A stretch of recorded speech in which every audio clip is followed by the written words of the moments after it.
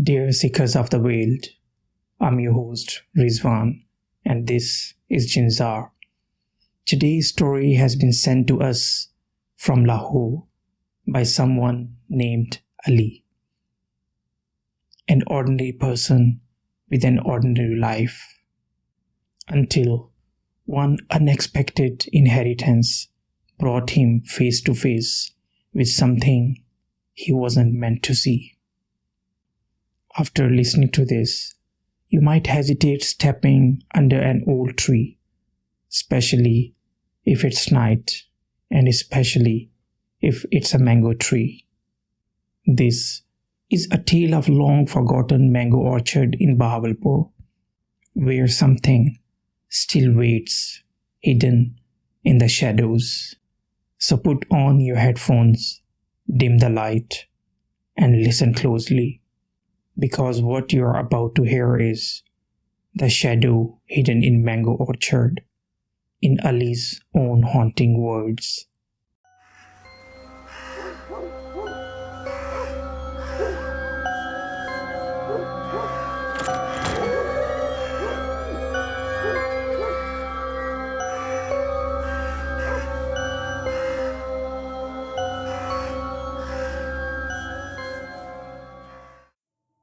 My name is Ali, and I'm alive today only because of God's mercy.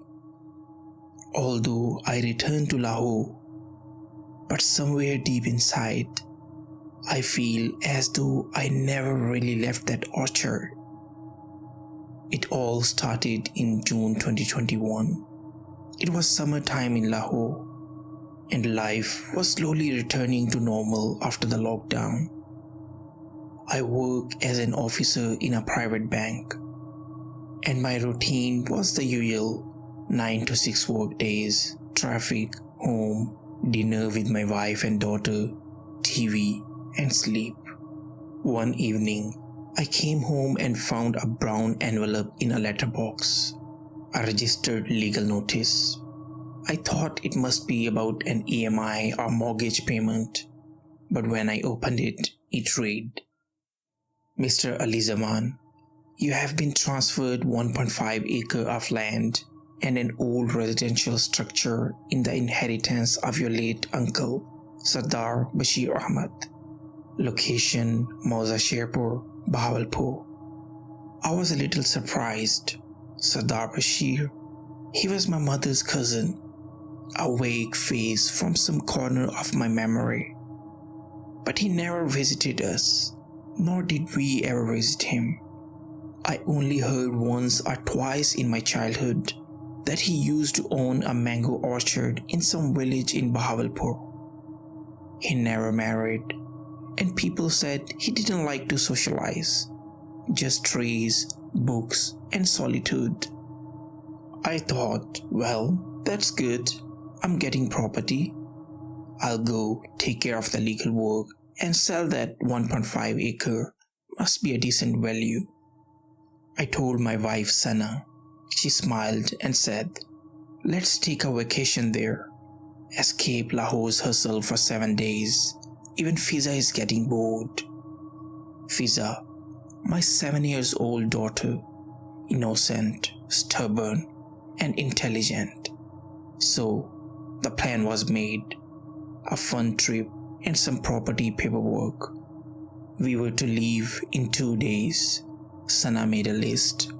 Some grocery items, snacks for Fiza, mosquito coils, matchbox, torch, 4 battery packs, and an old radio, one I preserved from my university days. I also had my old Suzuki Mehran serviced. It was aging, but still loyal. We figured the drive from Lahore to Bahawalpur would take about 7 hours.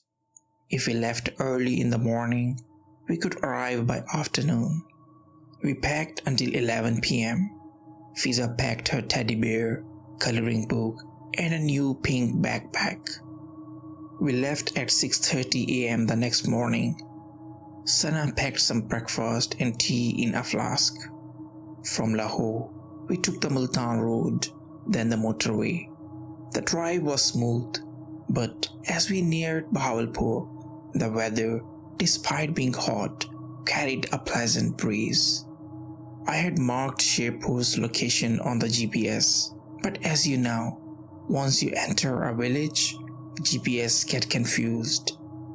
When we reached Shehzadpur junction, I asked a tea seller which way to Sardar Bashi's orchard. The man paused for a moment, then replied, Bashir Mia's orchard? He passed away 2 years ago. It was near the Gawa orchard. I said, yes, I have inherited it. He only said, leave before nightfall. Then he directed us toward a narrow dirt path. On both sides of the path were mango trees, like a deep forest. The sunlight didn't reach through the branches, and in the air, a foul, decaying smell, like something had rotten in the damp soil. Fiza said, Papa, there's someone in the tree. I looked in the mirror. A branch shook, but no one was there. At the end of that path, we arrived at a haveli, an ancestral mansion, quite small and in bad shape, an old 2-story building. The upper portion was damaged, the paint faded. We got out of the car and walked toward the entrance. Above the main door was red marking, like blood, as if someone had painted it by hand. The path inside led straight into a long hallway. On the ground floor were 3 rooms. The first room, completely empty. The second had an old bed, a cupboard, side tables, and a table lamp. This room seemed okay. There was a mattress and a pillow on the bed. Perhaps this was Uncle's personal room. The third room was filled with old furniture, old chairs, a large trunk, and a reading desk. The trunk was locked, but on top of it was a bundle of clothes. Perhaps the caretaker had stored the deceased belongings there. What was odd here was the presence of mango peels scattered on the floor, looking completely fresh, as if someone had just eaten mangoes. But we had just arrived. I picked them up and threw them outside anyways. The kitchen had an old stove, 2 aluminum pots, 1 frying pan, and on a wooden shelf were spices and small steel cooking pot. Sana checked and said, it's livable, a little creepy, but sometimes it's necessary to be close to the nature. Fiza said, I like it here. Evening was setting in. The shadows of the trees grew longer. Outside the haveli was only the sound of the wind. That night after dinner, when everyone had fallen asleep, I turned on the radio and dozed off listening to the FM. The next day we had breakfast and went to see the orchard. Everything seemed normal. We had lunch under the large tree in the courtyard and enjoyed our tea there. It felt like a picnic to us. And after dinner that night, we returned to our room. Outside was just a soft whistle of the wind and the occasional rustling of the tree leaves, creepy, like someone swinging their feet from a branch. Sana and Fiza both went to sleep. I laid down too, but I couldn't sleep. I lay there staring at the ceiling. There was a faint mark resembling a human face. Trying to sleep, I closed my eyes. And then I heard a voice. Soft, distant, but clear. Kachir, now it's my turn. Just like when we used to play hide and seek as kids. Suddenly, silence. I sat up. Was it a dream? Then another voice came, this time closer. Are you hiding? I'll find you. I got nervous and turned on the lamp. Everything looked normal. Sana and Fiza were asleep. I got off the bed and walked toward the window that opened into the courtyard. I pulled the curtain aside. It was dark outside. Only the faint glow of the moon and the dim light from the bulb near the main entrance. As I stood there watching, one of the branches of the courtyard tree shook violently. A mango fell from the tree with a loud thud. Just then, I saw a human-like figure, a shadow. It wasn't very tall, maybe 3.5 to 4 feet. It stepped down from the tree, and it looked as if he was trying to grab the fallen mango. I quickly grabbed my torch and flashed it through the window from inside. But there was nothing there. It was as if someone had picked up the mango and vanished. Even in the beam of the flashlight, there was no one in the sight, not even in a distance. A strange sense of dread crept over me. I turned off the torch, closed the window, and quietly lay back down on the bed. And somewhere along the way, I drifted off to sleep.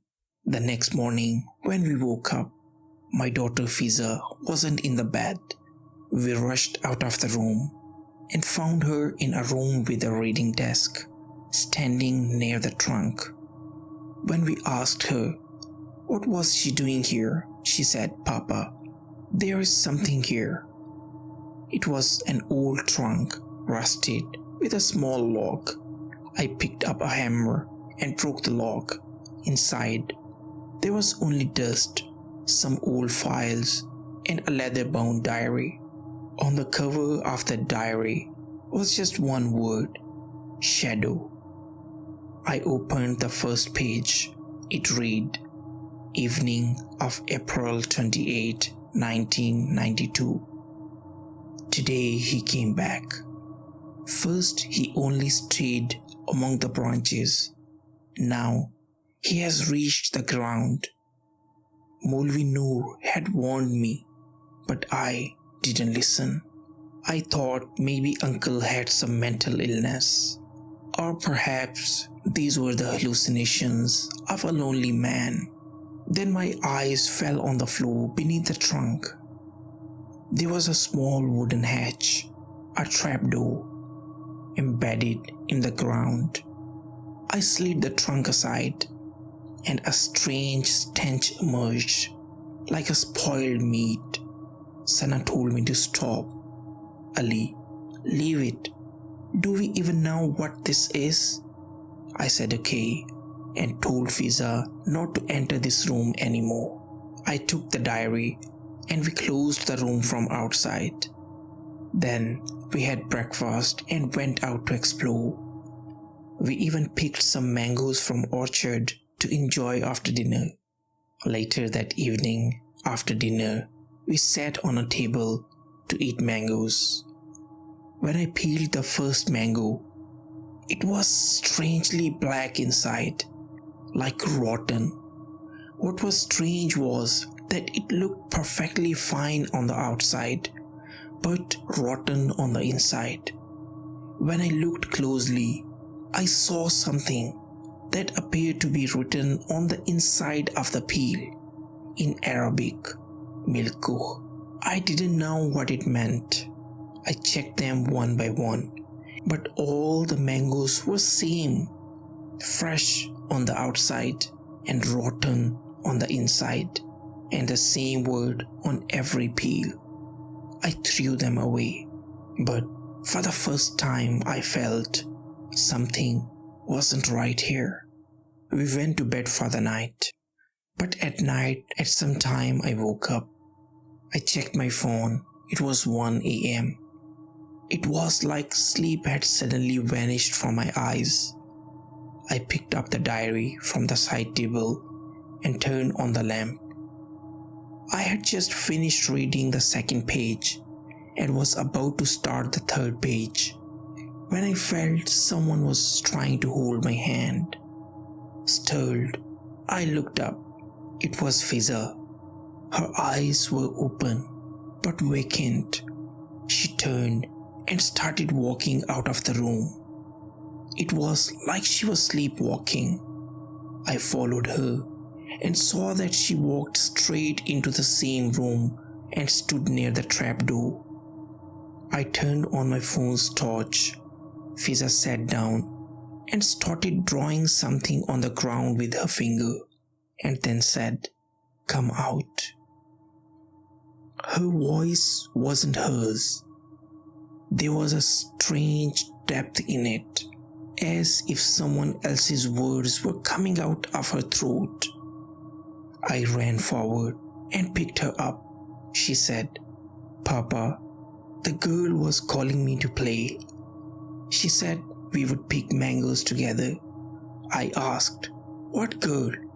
Fiza didn't say anything and just leaned on my shoulder. I took her back to the bed. Her body felt a little cold, but her face was calm, as if she was just tired and asleep. But I couldn't shake off the blankness in her eyes. There was no innocence there, as if her soul had momentarily left her body. I laid down, but sleep was nowhere to be found. I was anxious, and every little sound felt amplified. I picked up the diary and began reading again. May 2, 1992. Tonight I heard the sound of a bell from beneath the tunnel, but this time the sound came not in the morning, but at 1:13 a.m.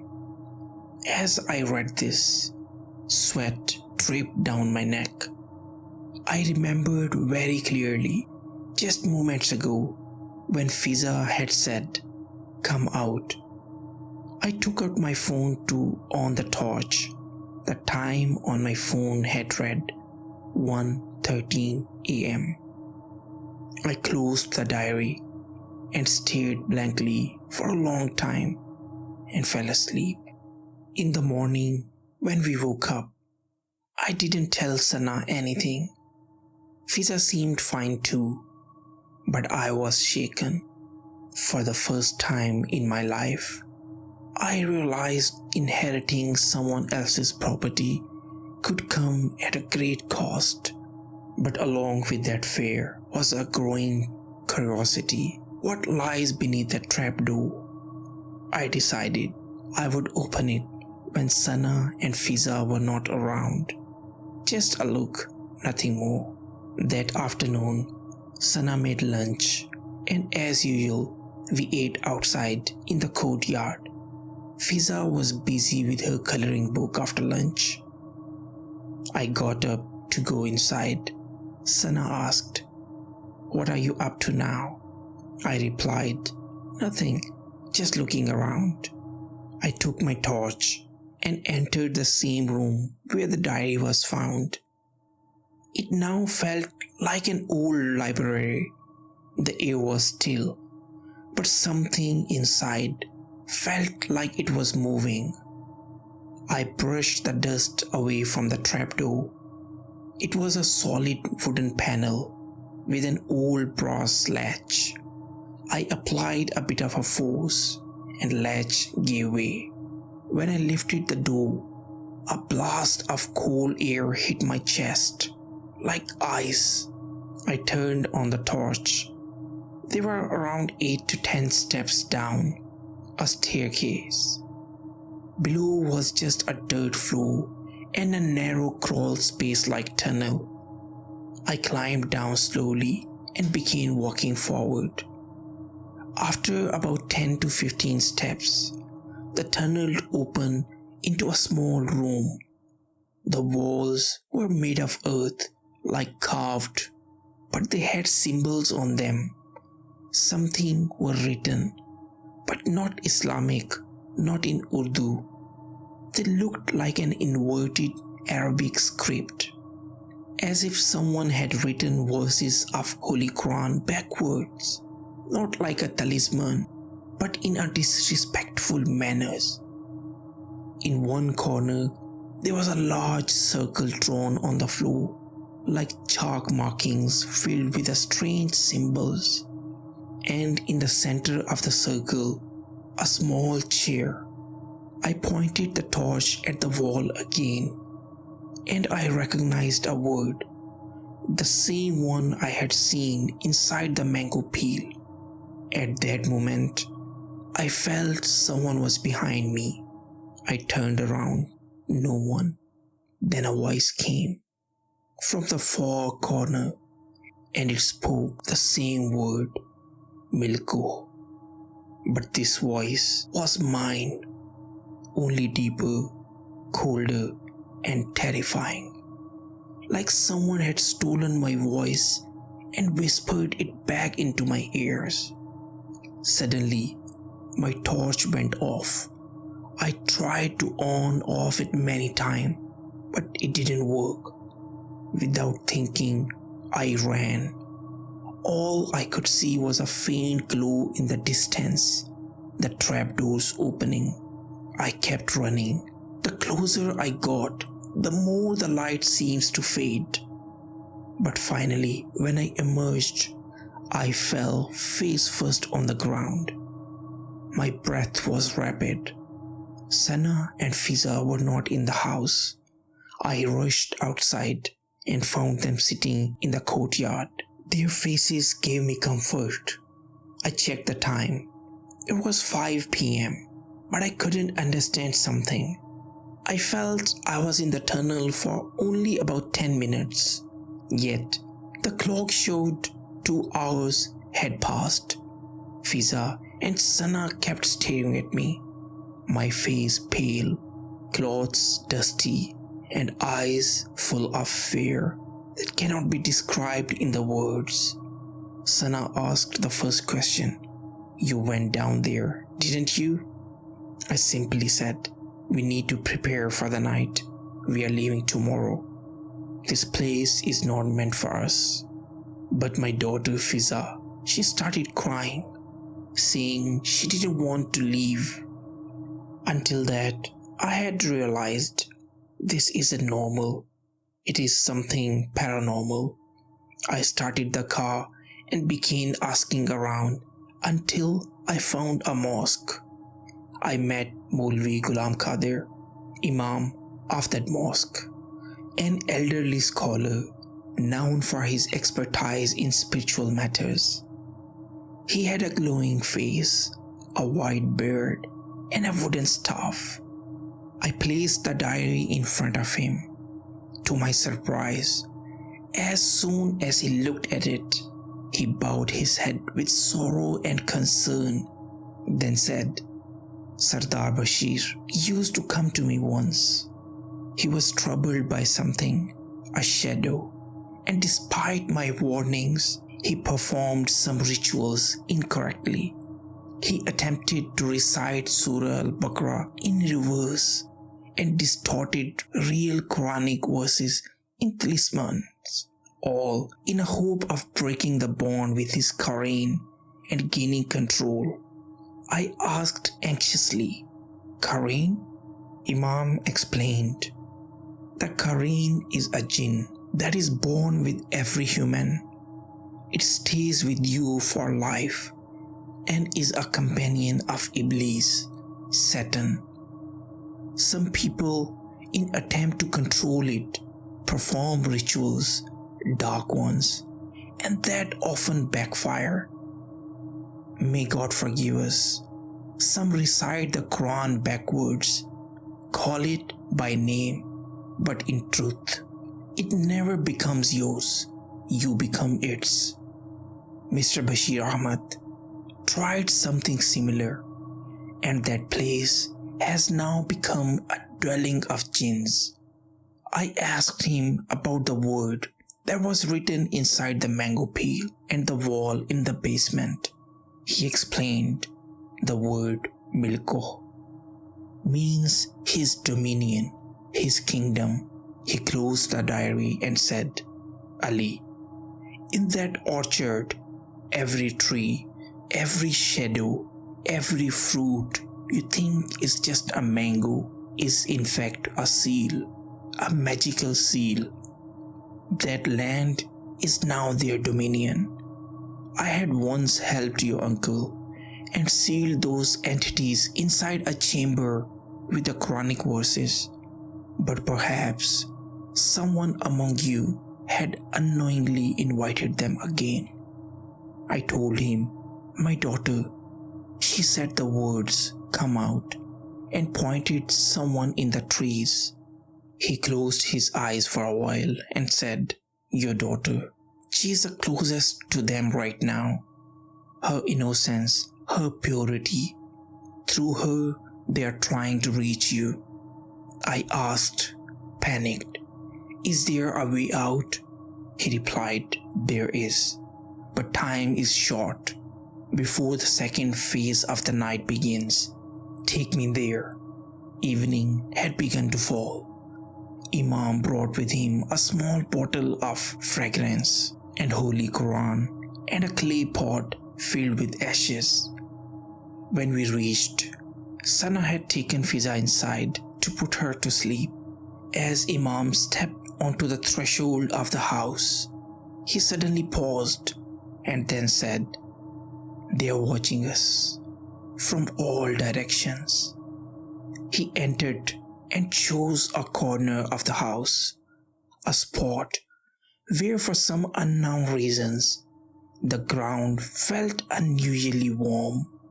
He opened the Holy Quran and began reciting Surah Al-Baqarah.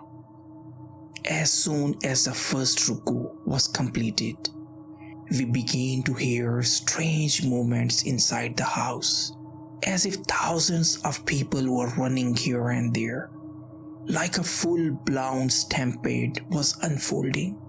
He said to me, bring your daughter to me. I rushed inside the bedroom, but Fiza wasn't there. Panic-stricken, I ran toward the basement room. Imam followed closely behind me, but Fiza wasn't there either. Only one of her sandals lay next to the trapdoor. I rushed toward it, but Imam grabbed me forcefully and stopped me. No, don't go down that path. If you go through there, they'll kill you. I shouted back, she's my daughter. Imam took out his tasbih, moved his fingers in a circular motion, and began reciting Surah An-Nasr. While reciting Surah Al-Nasr, he was performing something with his fingers, as if inscribing within the invisible circle.